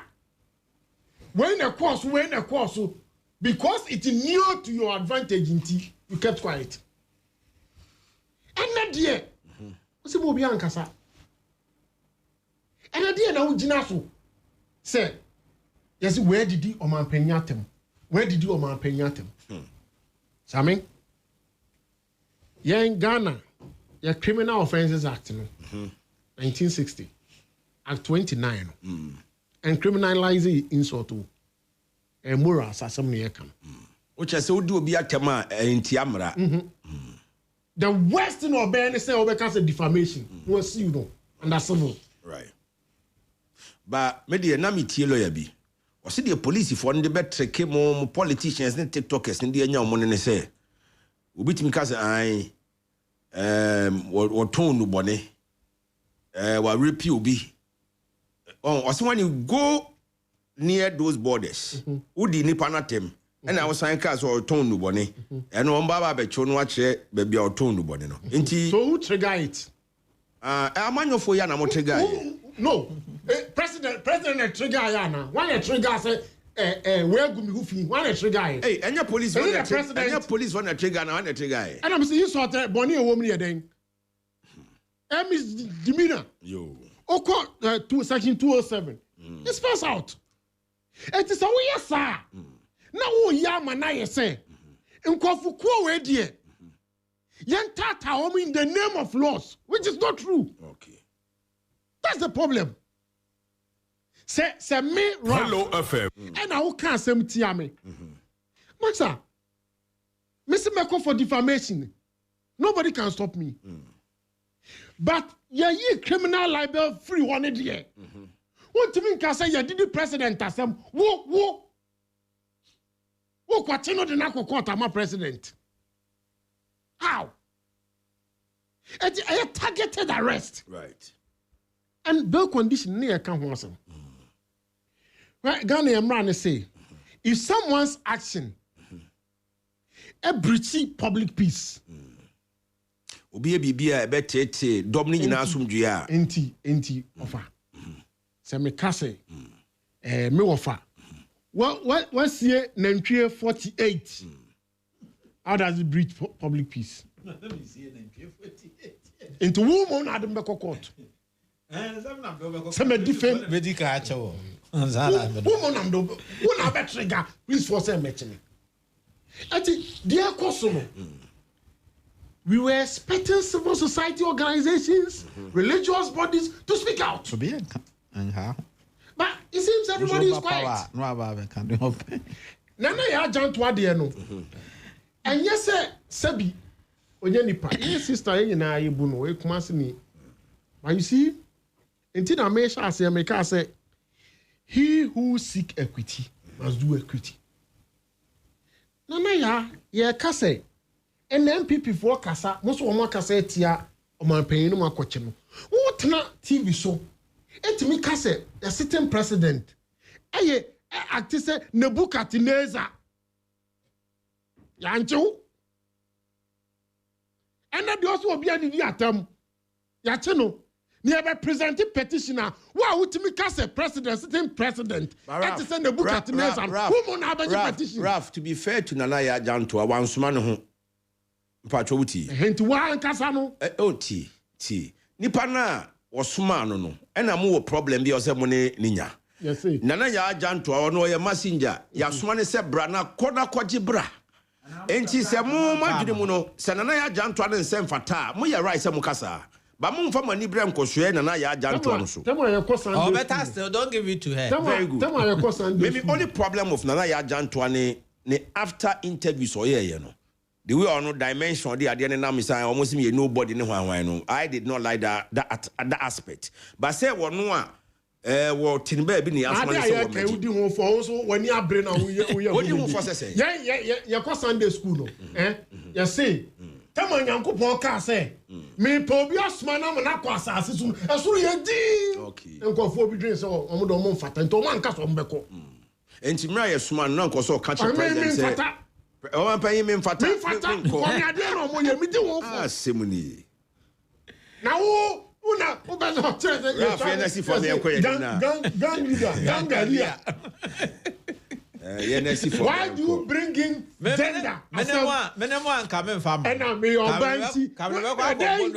We have a vice president. And that's how they ni wo biom. The commentary o kan ye after Ɛyin na meni na anya adwene. Ba say yasoma ne so mbegye ne de. Ɔno yasoma no, ɔyɛ messenger. Me obanti. Ɔno ɔba vice president. Ɔba di chief justice. Ɔn say Emra NDC for the petition led by Sami Jemfi, minority leader then, Case Lato Force and Womoko Bank of Ghana. Na a whole head of security. And I asked man said, oh, the lawyer yen the Yamasem. The American said the title at the Bank of Ghana. And the head of security. Near so on the Emran and Meji. For me, there was no problem with it. Maybe none of any problem be our home. A Jumano delegate say, Dennis Wokajibra. And she said, Obana Mua, Modi Command, Mohena, Wayo Mamma, Mamma Farmer. Nana Jantwa in person or Quen, many problem. Maybe that's certain. Until I'm a catcher or say, he who seek equity must do equity. He who seek equity must come in equity. Landing I'm in Cosway. And Wuno, I didn't can was them say, no near me a chichi and call for no. One fata. What's the magic petition there? Missy Yasuman open so a day. Yes, you can say, me program and aquasas is no. What is it? Sunday school, Medasi, Sandra Tiwa say, your show is amazing. Allow my boss to fly. I don't know which of your boss. I think a Raf. Unimu be a friend Sandra Tiwa. Unim na unimo. Michael Simsai say, the NDC diversionary tactics, democracy under attack. And Oche said, the wicked judges outnumber the rightful judges. Galam say, Abain. We cocoa farmers are very angry. Or see a friend of Michael Shemsai writing from Italy. Udin there, any deputy attorney general didn't say pa. Eric Kwakubwadi will be no say the dollar is down, single digit inflation, but still they have failed to implement their own policies. Where is the 24-hour economy? Where is the NDC one job, 3 shifts promised? Now, every day, fuel prices increases. Now, diesel is 17.49 per liter. Why? Or say, Unyankupu Huyamobo, or Chia Dr. Baomia, Adrinkesi, John Buedu, Honorable Mevisawa Kumsin, and a Dr. Freche Asamoah. J. Thomas say, Commander, if they mention official one there, let's give time some time. Official one, Bas. When so officials whom teacher constitution what happened, as soon as the NDC is clearly threatened by the impressive numbers that turn up for the democracy under attack demonstration. The turnout should serve as a powerful reminder that people are watching closely and increasingly concerned about the direction of the country. What happened at the demonstration is clearly the beginning of a much larger political awakening. The NDC may underestimating the depth of public frustration. We teacher Kuju Tepejina Susu Wachese or your Trichini and Panedian Ewayepa. Co-creation Wakukwamon say democracy under attack was massive and superb. Or Chia Ma Joyce or Kwada Sushimase. Na Yanko Martin Diaboatin and Oche said democracy under attack is indeed under attack. When the NDC were in opposition, they insulted Akufo-Addo and Dr. Baumia. They were not arrested by the government. People should go back and watch some of the NDC communicators and they will testify. Yura, democracy under attack. Now, no, many will pay be dinkomo. Me catch and say, me tieti, and I say, chia chichidia. Go chia you, Kawi, bet you. Dennis, Commander, democracy under attack. Commander, Miss Ando was even for Queen. Now, you can't democracy cry. Obi kra be bisa tie fo be bisa say democracy na nkasa kra anything. Eno ani wo mu. Ebi ani wo mu say dey wo kan ya freedom of speech say dey wo kan. What you say and say ye be use accountability e wo man ni ama na ma dey akoyi. Na o share MPP party na party it's New Patriotic Party. It is a we obi a we patriotic citizen there. Say bia ye seek for accountability ama man na eni say we against it. And the kamia is MPP for no. The moment you be calling one nipa bi anaso obi so on fa na no yemra concerning bibi no since then the end it is democracy is under attack, and that is why I have a problem because we share oma yesu say oma ba di oma no so for 8 years ni ama omu positions say omo mbra embe account for mu stewardship na se bia nipa ne yebeche no na se mo boa mo kokogu yoku say democracy is under attack na mo ye demonstration na mo NDC mo party mo nye bi da see ya NDC ni ne kokot na democracy is under attack what you say and you see the issue is that democracy is under attack na anything commander democracy is under attack ne say yes area would maybe a illegal mining mo akasa was established under Motenia ye de ho dance akokota ya prosecuting na me mpacho me ni say wo demonstration o ko mbo wuntumi din eno na ye democracy under attack na democracy ye under attack no wo so obi kasa na ya che no ne sesen commander yeze ori abi the can ask me friend Idi Amin or say I can promise you freedom of speech, but I cannot promise you freedom after speech. My more example, Abranti me friend Peter Sando. Okasa wo aguna swede wo baby say Dumso is back. Yakofa net na national security for kam konkran. Sa say no utie asem ni ye Sando unim de enti eche. This is someone he has posted a signboard that indicates here John Mahama mfonyinda wa Dumso is back John Mahama. That is a misinformation. Commander. Nyabutre Dennis. We just Dennis or the flyer. Why John Mahama mfoni you know what trust say Dumso is back. That times no dundum kan ye no say kwachi. Commander. Sisi a wotia sisi a say me flyer. No make say odeti you. Let's break it down for people to understand. Commander out here we host. Me flyer. Na me control was say commander says we should kill someone. Na me post here. It's not misinformation. But Dumso is back. But how is still different from Dumso issue? Any different? Dumso is back there. Osha flyer na. John Mahama na Ababe declare officially with Nibi said Dumso is back. Meanwhile, it's not true, and that is misinformation. In Jokokasa, I say when there are so many people are commander. Yachi or for misinformation. We be a friend of commander can no NDC so to a branch organizer. And now I know say commander them. The internet, you know. Say as well inciting violence, no also spreading false information. Okay. What you say? It's false information, no. Or spreading, no, and until them for 10 years, I was serving the term. It is Obi Akwako them for 10 years, sir. How is this now? I mean, an issue. I haven't say Akwako Obi and ye Obi ye time. Ye MPP for one ye Mukruman. There are people almost over various places, almost ye Chiomu. Our money, they are not even affiliated to any political party. But Obi and you are about buying the Subosa by any trimwedding. Commander, made the mechanism area for your makimo. And see, one more petition over the point. It's neither here nor there. Ubobidin.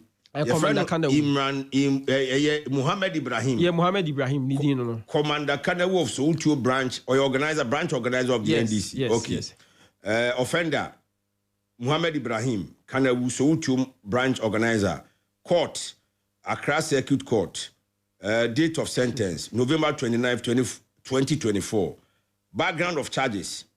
Video online showing Ibrahim wearing a red beret and making threatening statements. He claims state security leaders were recruiting fake police to kill citizens during the elections. He threatened the Inspector General of Police and judges. Say no na misinformation part no commander me boy. Misinformation and they say was a police for your army with ammunitions. Ah, omo di kodi boni. No we be a friend no or Facebook your friend is ya na me refinidin. Or you one of the MPP social media activists. Now no ne ko post say yeah, I'm referring or Accra areas ni bi na nidin. Ye chain na MPP for say democracy under attack ni ye tatanko for me. This is someone na wakofa picture tuo ni ade is in a different country. And wa ba post here to ni Facebook say tuo we ni de ba be ma say a police force and then no de ba be di boni. Ye inviting so on na no ye mbra. No fa meboa police for na ye hwehwe ma say Obama Pokuas, that is his name.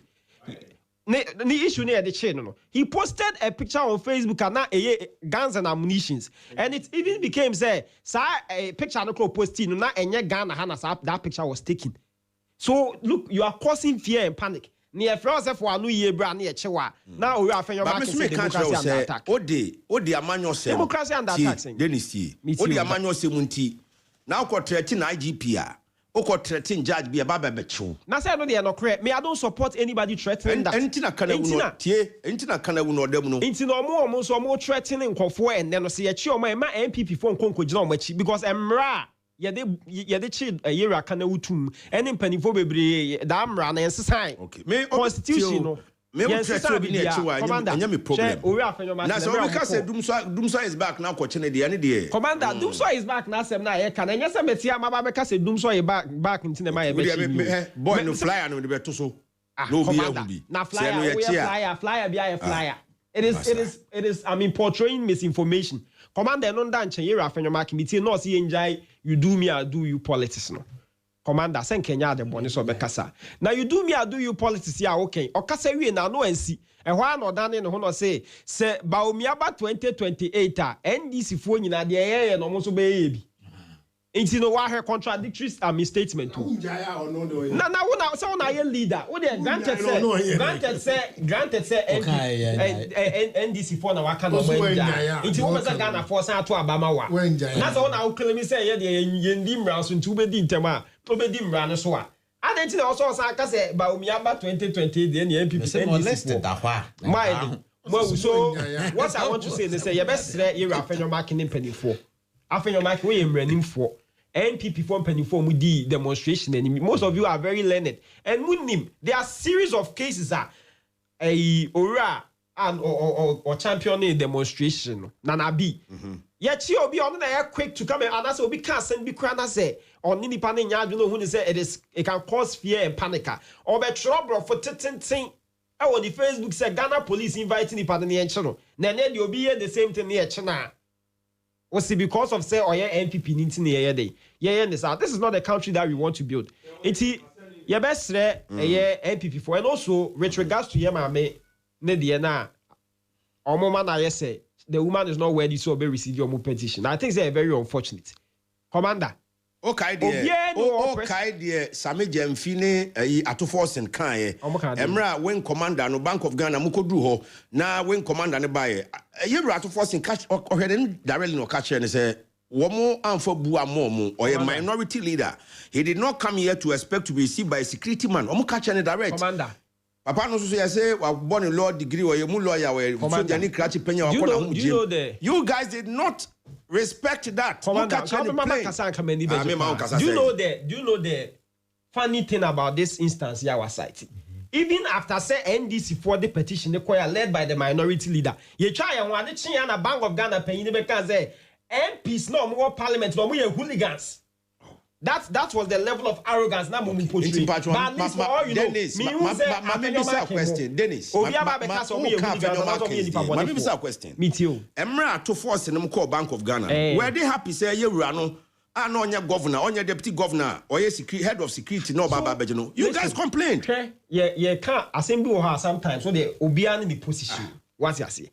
We are dealing with economic issues. You say how my money ma from. Any petition neighbor. What you say? It should be someone and the person is in line with that particular petition. This is Obio, a presidential staffer. They take decision for the country.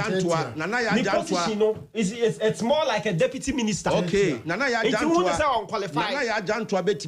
MPP petition now. Security man or beje modi and to bet me aje. Nobody has said security man in petition. Where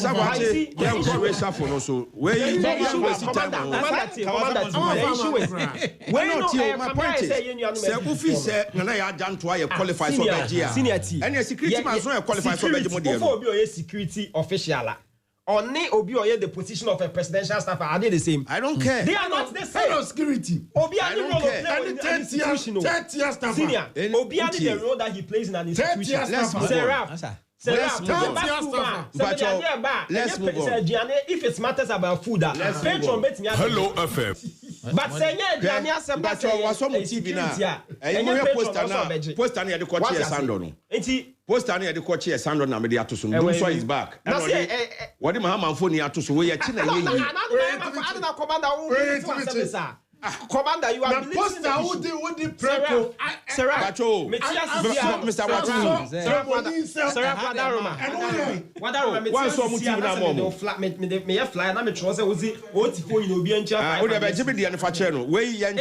about the picture, it is about the intent. Okay. Defamation, but I'm also spreading false news.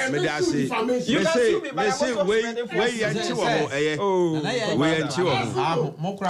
news.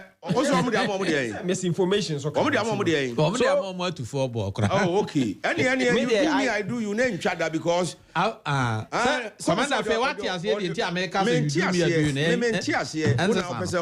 here. And Chada. I didn't say I just any used to be Ghana. And I used to so pen people and 1 pen this. Now, so far as the NDC near people in the Ghana, so they watch Timmy. Say, Timmy. Say, NDC core Bank of Ghana. And no when commander ne buy or buy and command carry no de man. Okay. And Casas and Camino who was in Biaka. But more, Mramoduma petition core Bank of Ghana. Modicoma commander patrol, Modicoma opinion no. Mo babo ntimbe ka kire nyina say papa no qualify Bank of Ghana your governor ho your deputy governor ho your so ho entisanka governor kura ni ho anka ni deputy bank enye na do obae no wabu manitia security entisi wabu manitia na mo so mo de obi aba na MPP so fee say nipa na obae no omo so e third division mo fam pipa nko sade omo so do omo pipa ko e na hypocrisy in politics e du baby na mo ye bre samo so mo free say omo so abu mu animtia ye no samo so mo di mo pipa e ko na mo akwa call press conference na dey obi fan so mo akan ya onye security say one ejina gate or head of bank ni na Bank of Ghana enye ne sa lawyer mu a enti am say bia ojina gate uba hello FM na onye obo no ne be bia u car park commander matters in relation to we ya dan ya obi a benya de odifo no de odipem obi a jenye from where somebody tie wa wo bi pane no so wa wo bi a fa hye ho what me say man nya said de wo de na wo call ya na security man wa na wani anye ho no wo mo so man ni nye yo mo so beto ye sa na wo no de ye sa na Ravon so okay sa no so de Hello FM yam ko ye ni mo commander President John Dramani Mahama's first ministerial reshuffle na we de see me nyini say reshuffle no be reshuffle where replacement of appointment ye nuanom afra say samre erupredo omo ekohwe ase a omo free mu no nyame mfa omo kra ensie Zanato Rollins ena wampani abondi so obe represent Mutara Muhammad as science and environment minister nyasa ena abo papa ndese aso se Gabriel something Gilbert J ena on so abo ne di so obe replace o mane bo ama ena yare gade ya sake no as majority leader. So ko chief and the aga base na nai. I go chieftaincy ministry. Nti ensake no. Ayo, si ensake no kra ya man baby a ono so. Chieftaincy nipa mi ensape. Na we ne reshuffle na say. Replacement of appointment. There say replace na hwe ase amani penguan ke bi kra nka emba. Nti we no de mi hu no say reshuffle mampanin on na no na on samra. On fa proper reshuffle pa mra. Na aka emeno aka say o. Hey, na ka 2.5 years so. O man pani ko for by 8 months pepe no ye reshuffle. Very comprehensive one. No yi bi di bi hihye ba bi du ohwewa ba bi a wo wonya de no ayu no de obi akwaso. No ne ye frɛ na mamuo. Na nipa me ato yire njem bi se na nipa me ensa pe bi sabe mienu afrim. Ne do nkrofo mienu ko replace o na ba akon so oye majority leader onyina adwuma ye ni fraud no ko chieftaincy ministry sorry ade no mo ye ade adwuma na ho mo ye na do kwahia ho wo ye ho majority leader Mahama ya you see do ko chieftaincy minister yes Mahama ya ga ministry no a minister for local government, chieftaincy and religious affairs. Okay, local government o kan local government na nka bibia nka ho bi because they aka ni nyina no me hu adwuma bi o mo ya o but the local government she mo dia ye ba still ya no enuru so be ye majority leader enuru in parliament leader of government business here you everywhere yan sake oni ayode leader of government business you parliament ho nyina speaker ni ho kra no wo first second deputy speaker ni ade no nyina no wo kra no wo ya ye panias no. Now we say you everywhere. It means when you sack, you to a house. And he made the send me and Sankwana Ralph, a beau baby. Apart from these three, I'm a boy, my name is before become one. And he went no dear, made a gaga takes over as majority leader, leader of government business in parliament. Mahama Yariga called local government chieftaincy and religious affairs. Roxenda Fiamepo, okay. Senator Rollins, and so called energy. No, that's science and environment. And a Gilbert J. He moving from it's moving from the transport ministry. No, Works and Housing, Ministry of Works and Housing. Ministry of Defense. Ministry of Ahmed Ibrahim, Member of Parliament for Banda, Works and Housing. Ntia 9. Asa? Nti omampani enko no nko tenase. No hwe ni ministers no mu ye de omomode no nyini mfro no mfa foforo nhyɛ ho. Oman no ye pese kon kan. Ye sɔre ye betena ha na adwoka sɛ nyina ntua ye ka enye ye hwe but oman no ene ye pese kon kan kwanimu ye be kasa sɛ mpanimfo betie ye. Ne ye nso sabe ye nkwala adwene bi ye be kyerɛkyerɛ no. Omode aye adwuma na ma oman no atimi atum pon. Nti wɔhwehwɛ ni ministers no mu no wɔhwɛ bɔ no mmɔmɔden no no wɔfa wɔ mu a wɔhwɛ ɔmbɛbɔ mɔden ɛnhyehyɛ hɔ ne yɛhunu sɛ wɔayɛ proper reshuffle na nyɛ nipa nan a wɔsesa wɔn mu kɛkɛ no ɛna yɛhia as a wɔbɛtu din sɛ wɔayɛ reshuffle da bi ɔmampani yɛsrɛ no a yɛn nyinaa na yɛato abama ɛna ɛdu ɔman no so fɛfɛɛfɛ kama yɛ nneɛma a ɛbɛma ɔman no atimi akɔ nkan whoever is putting up about 200 friends say 24-hour market, you know. Whoever is heading that ministry no was second. Yin fro no di obi kwasha ho mi hu emfaso ebia ni so say community days near high schools be that so sisi but no nya minister na be ka say tie your friend is agenda one no I cannot be a minister and say your clinics your mikusi market what me say clearly ne money be a government policy enti ono a minister why is a messenger ya soma no koye we what can you do if that is the case yeah no problem but all ministers yeah omo performance na wo fem no se san omo Ministerial reshuffle for 5 minutes there uncle. Sammy, Mamenchia, Dr. Henry Bibi answered the name. Dr. Henry Kwabena Kukufu. Me offer. Original chairman Oba. Kagu akasemunum de okai men kwa mete. Original chairman Oba Henry Kukufu Esquire. Right. Lawyer Dr. Henry Kwabena Kukufu. Yeah. Sammy, adia ba ku bi na me wo with Ghana system no kakra. Senkebeya said the Attorney General and Minister of Justice was a lawyer. And Kebit my Sachai Kakrananka, the Minister of Defense Bianso. A war. Military background. I didn't hear. Background. Okay. I didn't hear. Security, so Ghana. Dr. Dokufo no only security person, one of the best defense ministers. The era then no only defense person, no only one of the best. The era then is not the same as now. What has changed? The era then. Because you see, security now almost budget cry and discuss at the floor of parliament. And it is only you be a technical a bebo. Until we can try that and see. Our masters in defense and peace and safety from Kofi Annan, peacekeeping, international peacekeeping, blah blah blah. One crown, you know. Why deputy defense minister and so that? They say what they. Ya Ghana say ekoto etuo na the bar masa wo hu de nti o say nipa ne obi a wakoso jada obi owo bibi sa then we move right say na law obi abetimi akosua theory but yes you hin obi o lawyer mate me dem hu hwe dem hu an say ese edu nke tia na ne nkofo ne sideline wo mu because Ahmed Ibrahim on say so okoso tran local government ha obenya influence or MMDCs ne so and nobody knew to the advantage of Esidu. Okay. And this idea in free home. Okay. Na I am fan hasi. And my problem they say, on say idea be one more. Politicians they do them be a more appointment be a. They do them be also to me a board now kase mirror. I say dear, even though was say Mahama Ayarga. religious and culture, whatever. And they are can say, Nikrom chieftaincy issue, them.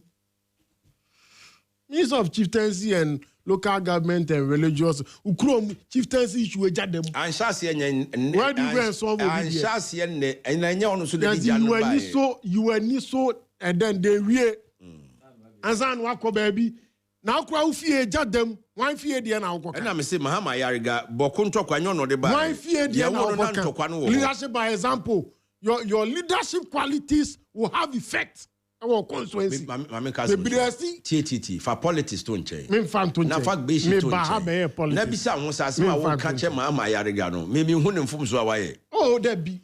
Me cast why. You can say maybe president. Maybe the president in Adwene. So the course our ministry. E do dey make me say e do Tambia. Mahama Yariga. E do Tambia as a politician. Said there judges recused themselves from cases when they are Oman paying Mr. Adabraka. Enti we dia Mr. Ida so matna e hono mu anase amenko ba bifufro. Okay. Na ena they say they are din omo mu nya bi no last minute na no. Papa say udiobo. Ya bo bi din we see ni pada ya body din no ko ka say onye. Na we be ka say o ma ye mo mu din no. Ezi anya odi. Enko bi o ma no in anticipation. Hello FM. Replacement the buy here. Masa amount for be the beko. E limited. Enti Erasre. Said the amemo no nkoye ni de same. Se reshuffle pa no man pay person we ya. Onya reshuffle nye we. Me da say why you. Ebi obe for that dia minim why you. 5 minutes here go Dennis. On the economy. Thank you. Commander. Oshe Minister Sarah John Mahama yi o na dodo na obi e bone homodin. Fa area honorable Abla Kwahwe Adwumaden a woye ofa energy minister na say na light na issues kakra ba ho be ne kro wa Ashanti region ha woye de woye adwuma what I say ofa other ministries of Minister of Finance and ye books and ne ma bebre dollar nyina ye de nya hoodin ti it means say enye reshuffling bebre no na che say you get the needed results what I say Oshe ministers na I feel that they are doing well and the Ghanaian people can also attest to that fact but Oshe Defense Ministry now, a very serious, officer. And you'll be asked, I can say the quarter, or said they say Rafa, the air come. But you're a Kennedy. Maybe she works in house and when I am moving the 300 then about defense, when I know crab better. Because so say one on a yen field, Ankasa, he has a lot of experience. What you say there, and also when it comes to defense now, mostly presidents now say we are a trusted person. Because we share Romani Boama the relationship on the era President Mahama na very strong. Because nipa ne lead you to me kwashe omu could asoja fo ni bi kutu pa wa mo ye dey. Omo are still from government. It's I think say enyo obi asa akwa. What I say. The experience the why deputy defense minister no that means all my horse akwa oba ho with a lot of knowledge and all that. I believe so bit me dey. Ayade. Ena yera Mahama Yariga so. May I wish him well. May I believe say obetimi aye adwuma ni tin de na de akọ and Sarah Vazama can say because of say ntokwasem won the constituency tin na say say na de ankira ba omia ontimi medi o man panyida because ono na why chairman of the police council what you say so under the time boko any feature ntokwa ikọ so sa ntino me dey say commander now correct Sarah say man fa nya politics because on say o share this issue that issue na critical David commander sanity there chairman of the police council so yeah also chrome like course now and there Sarah you see very unfair say sa pomo no sa boko enclave no politician bi obefiri ho aba no very unfair say ye de ho one Tanzania na bebo sa e bia no kwa ye wo no na asem no we na asema colonial time na wo ho for British rule time na wo ho Kwame Nkrumah breso na wo ho na dem le ko ba Yariga and for all you know Mahama Yariga, I don't know Nkonwa akoso area John Mahama na Sakunya. I believe so betimi aye.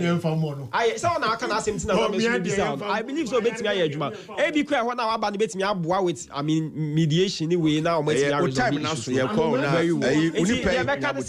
Me dem anu si no. Dem can say Ghana fo nyina nya arehemu area John Mahama aban ni mu. Obae no se ne anema esi kɔ kama dodo nipa dodo na ho tɔ mo no. I believe say say yema papa ne mra ministers ne reshuffling no ye na ye dia ebe inure to the benefits of the Ghanaian people. In terms of MPP for artism ne wo mun kontompo ne propaganda ene esi edun keti ansem o ke minim be bia after asem no.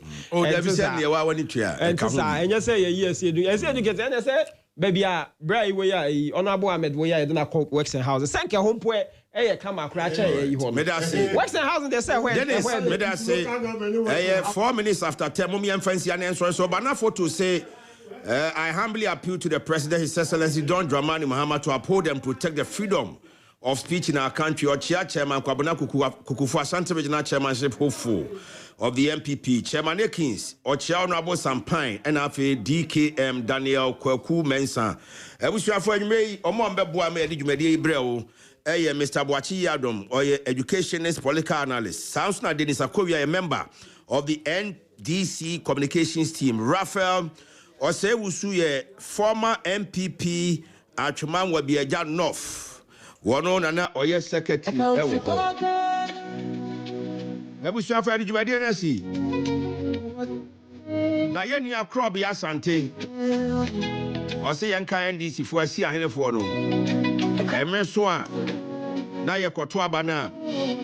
Ose se beto ama ono krobi asante. People are dying because of it. I am Want to Abama Krobia Sanchez, executive member of the NDC Jesu constituency. And you may encommend by a DSC, be here chedi my chief Samson Kwame Yameche.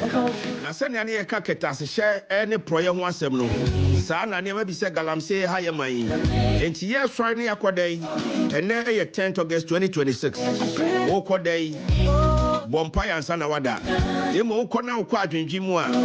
For my Ghana, I'm so Quadrin Jim. And with this particular song, a country called Ghana by George Crown. A Yumbia Utia, now do my Ghana, Undi Ghana Bonnie. Yet, I see I call Emmanuel Kwabna, brother man or brother man spot Ukumasi Patasi. And then may yet have a lovely night. Peggy Asante, we a teacher in your church training. Peggy Asante, we your church training Ukumasi, and then Ayawawoda, and then Peggy Asante, as you go to sleep tonight. May all your dreams come true. Peggy Asante, a professional teacher in our city, Kumasi. Happy birthday.